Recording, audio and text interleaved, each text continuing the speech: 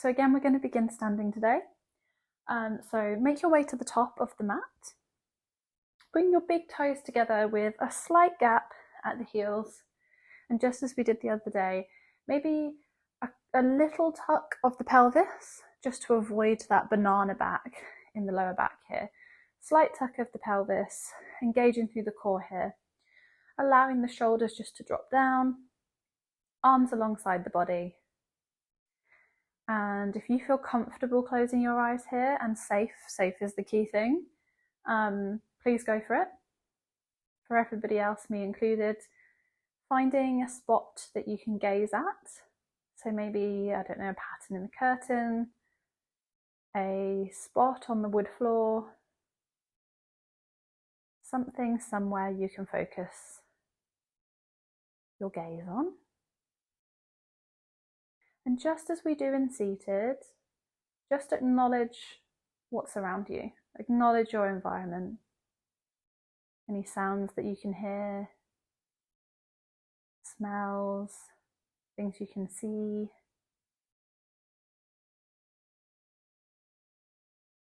And then when you're ready, we're just going to shift our awareness onto our breath.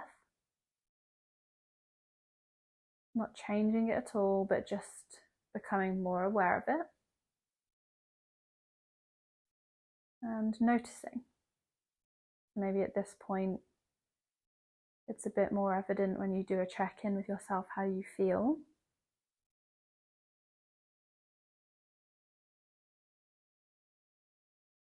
Maybe how quickly or how slowly you're breathing gives away how you feel today.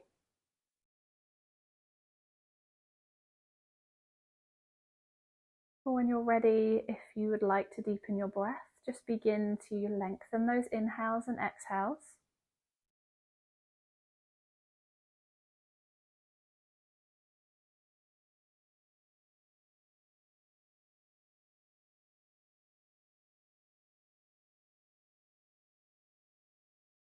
Never feeling the pressure to go at anyone else's pace but your own.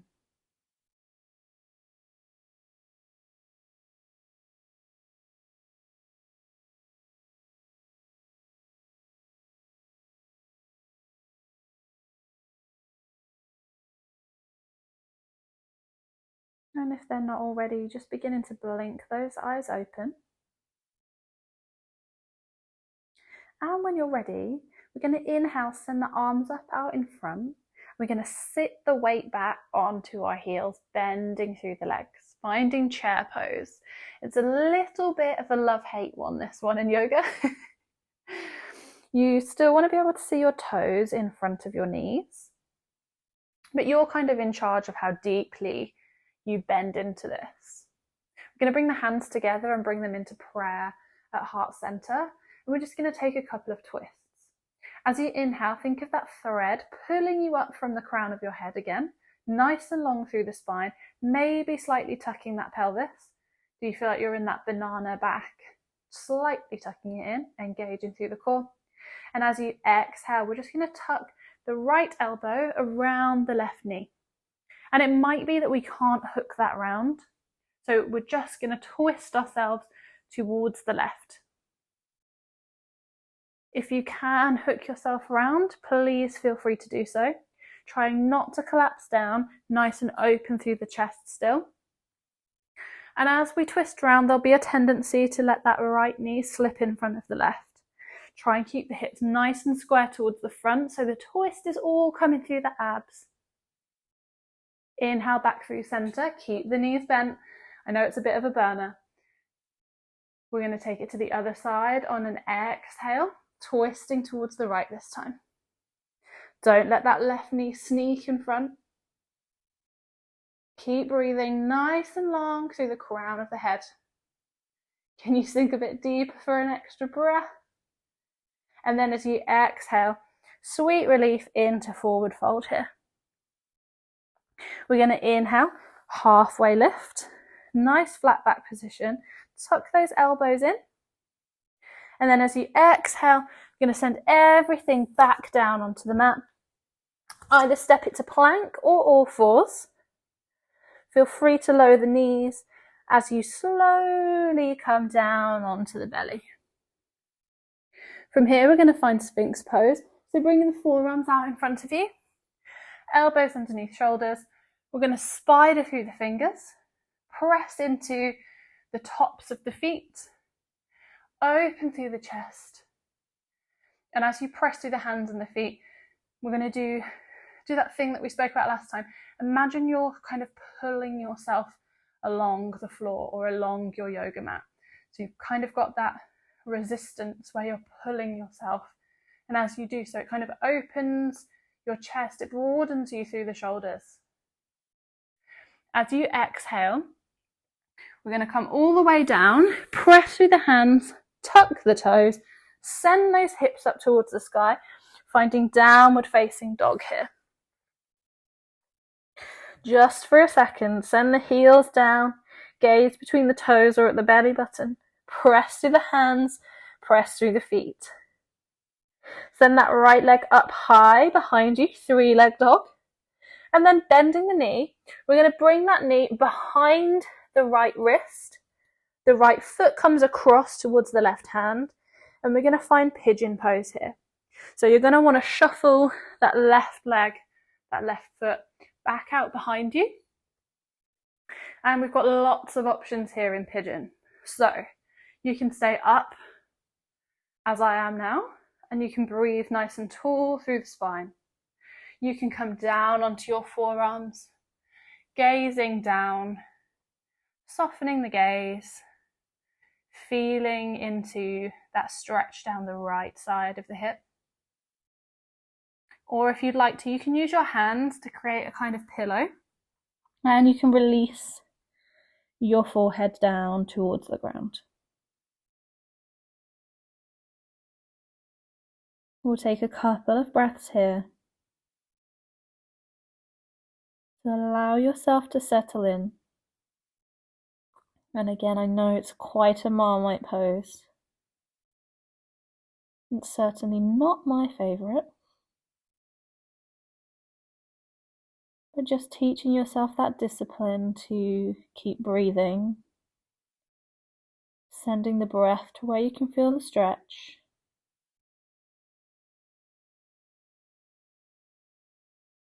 And just knowing that the struggle is temporary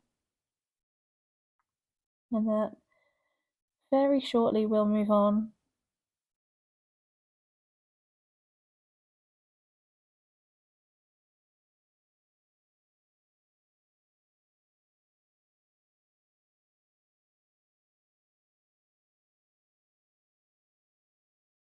Really nice. So wherever you are, just bringing yourself back up onto your hands here.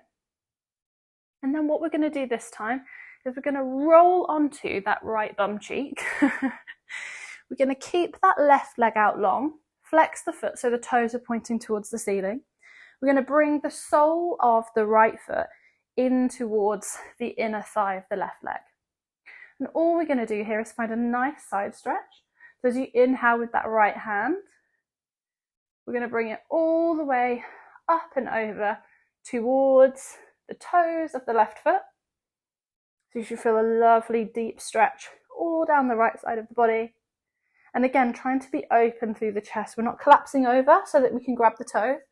We're nice and open through the chest. That might mean that we're here.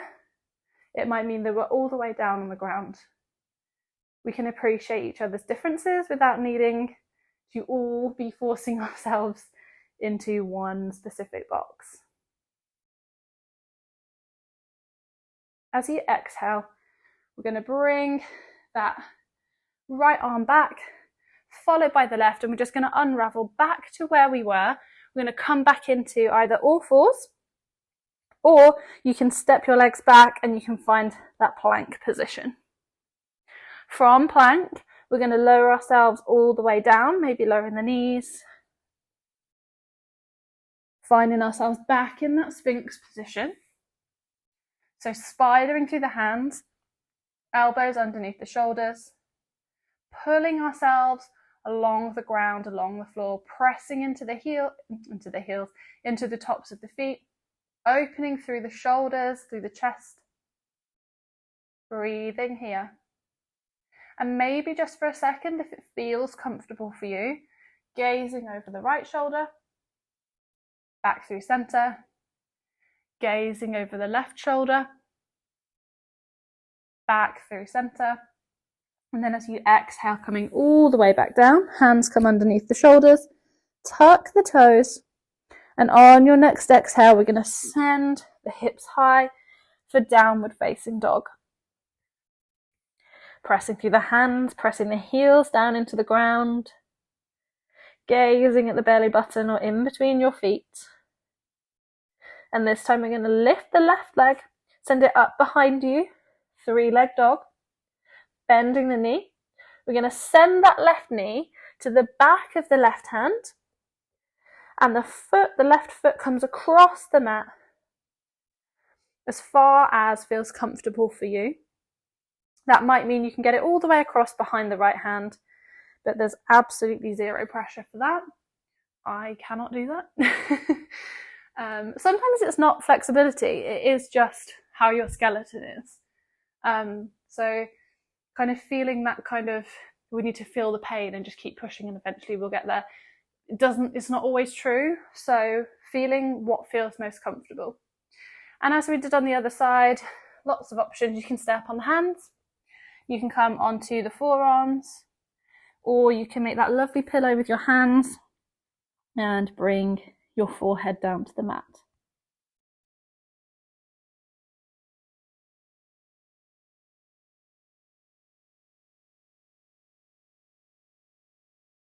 And again, just remembering to breathe here.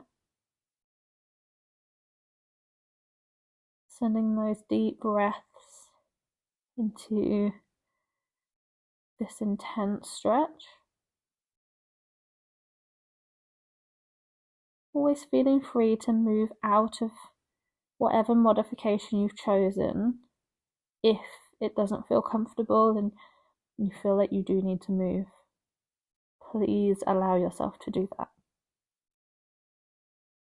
The struggle, however, is temporary. As I said on the other side, reminding yourself that having that discipline to keep going,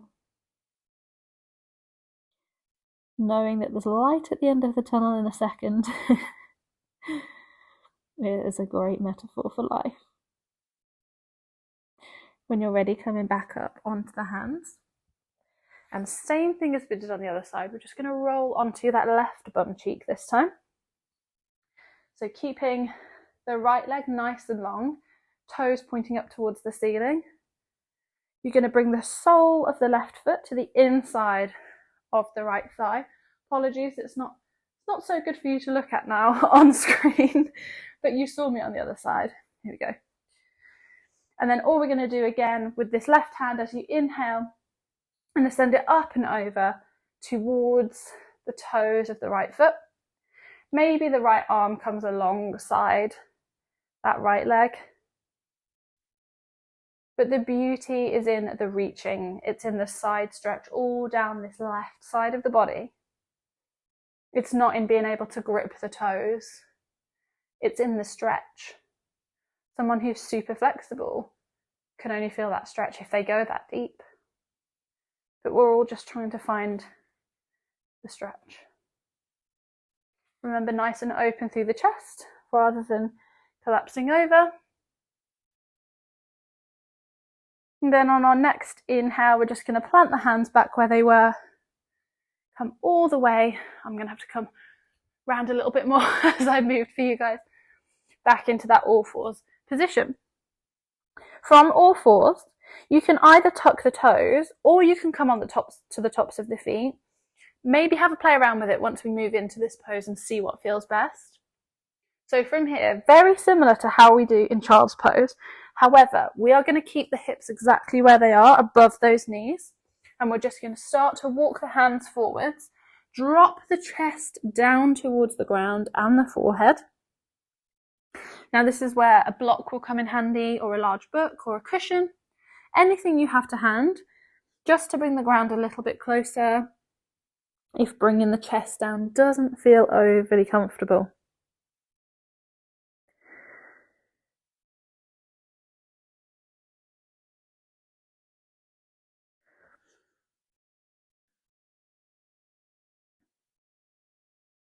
And if any of you at home have dogs, you'll understand why this is called puppy pose.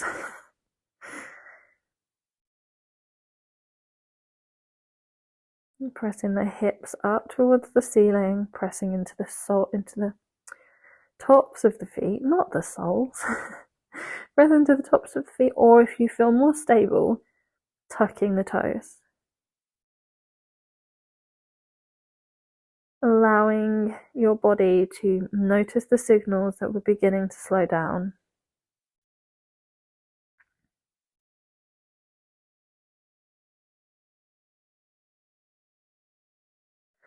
And when you're ready, we're just going to walk the hands back up. Bringing the knees in together. Just take a couple of breaths here, because we're going to end in a child's pose today, so very similar to that puppy pose. As you're ready, we're just going to take those arms back out ahead of us. And before we end today, we're just going to walk the hands over towards the left side. For a final side stretch, you should feel that all down the right side of the body. Breathing into it.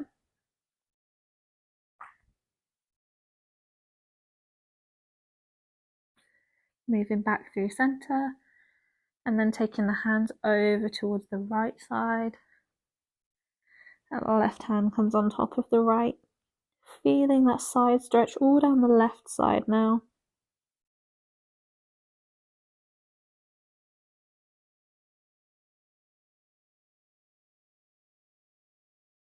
Walking the hands back through center. And then option to keep the hands out long in front of you. Or if you'd like to, you can tuck them alongside the body for a final bit of relaxation before we finish today.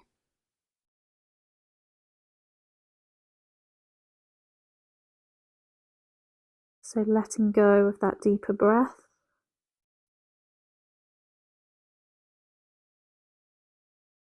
Returning to your natural rhythm.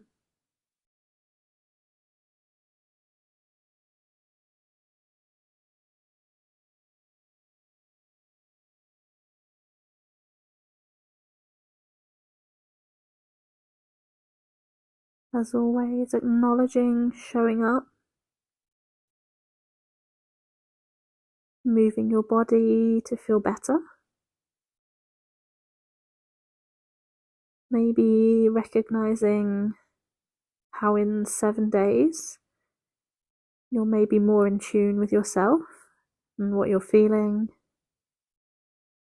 Maybe where your boundaries and your edges are in your physical practice. For me, it's always really valuable in learning to just let that ego go. It really doesn't matter what the person next to you is doing, or the fact that no one can see you. Just do your thing.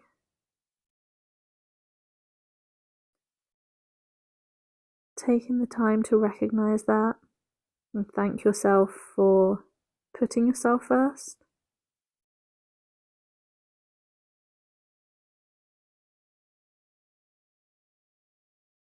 When you're ready, just slowly bringing yourself back up into that seated, kneeling position.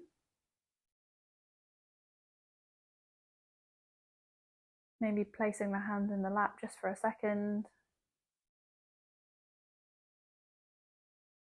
Blinking the eyes open. And I will leave you there.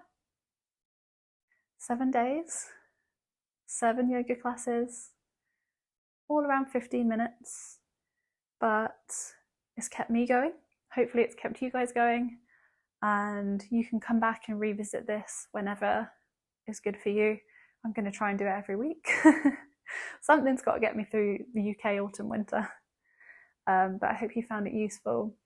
Leave me a comment, let me know. But yeah, have a good rest of your day, and I will see you really soon.